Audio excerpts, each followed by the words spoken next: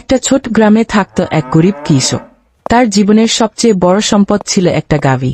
গাভীটা দুধ দিত না, তবুও কৃষক তাকে নিজের সন্তানের মতো ভালোবাসত। এই গাভীই ছিল তার পরিবার শেষ ভরসা। কিন্তু একদিন তার জীবনে নেমে এলো বিপদ।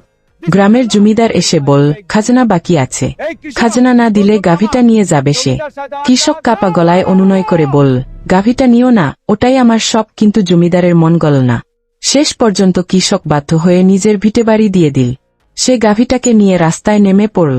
পেছনে পড়ে রিল তার মাটির ঘর। খোলা আকাশের নিচে এক গভীর রাতে কৃষক গাভীর পাশে বসে কাঁদছিল।